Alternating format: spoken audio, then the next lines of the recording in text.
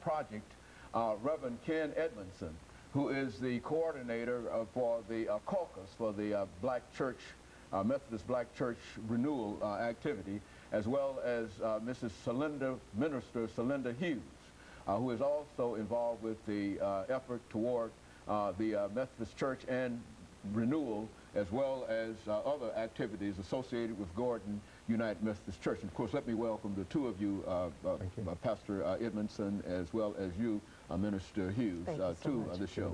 And of course, to talk about something that's very, very important, because I think it has to do with the Methodist Church. And a lot of folks might know about the Methodist Church, but they might not be that familiar with this aspect of it, the Black Caucus within the Methodist Church.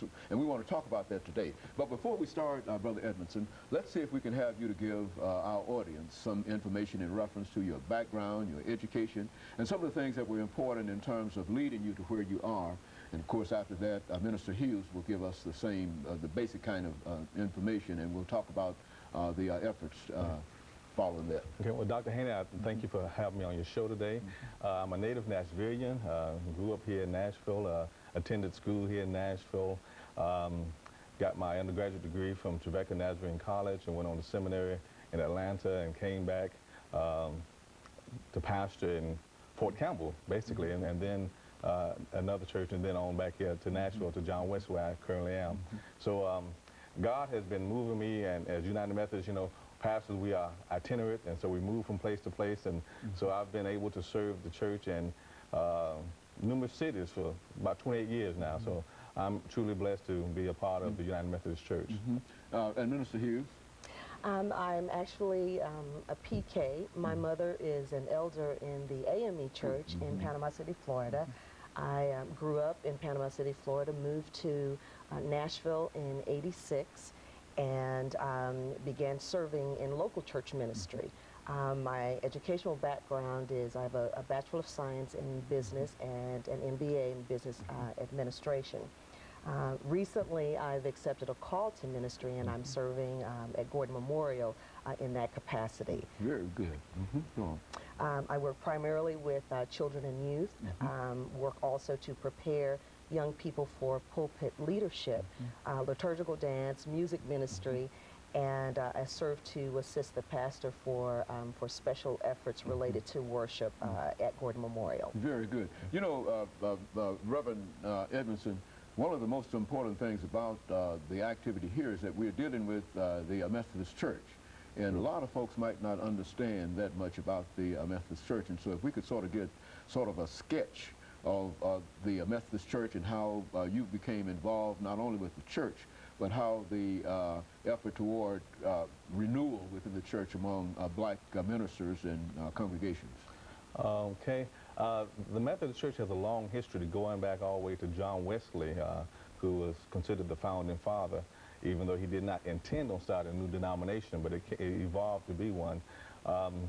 It was in 1964 where the church had gone through so many changes already that they decided that it was time for a new day. And they began looking at a merger with the Evangelical United Brethren Church. And this actually took place in April of 1968 in Dallas, Texas, where the Methodist Church and the Evangelical United Brethren came together and formed what we call now the United Methodist Church.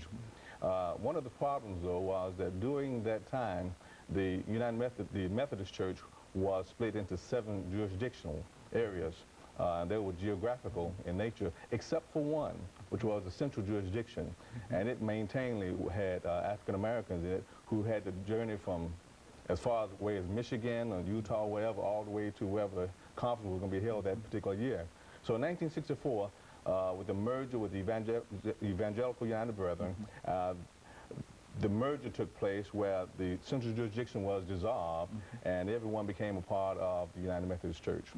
And so the central jurisdiction played a significant role in terms of placing most of the African-American ministers in a general district, and all those outside of that district had to come to that district in order to serve the church. Is that what we're saying? Yes, sir. That's what we're saying, that the central jurisdiction basically had its own hierarchy of bishops and elders and district superintendents, and with the merger, all of those would assimilated together into what is now the United Methodist Church.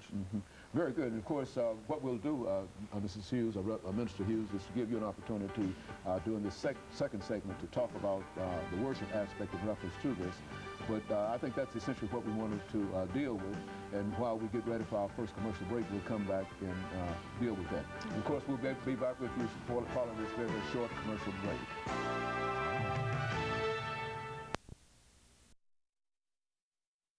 The topic is Black Methodist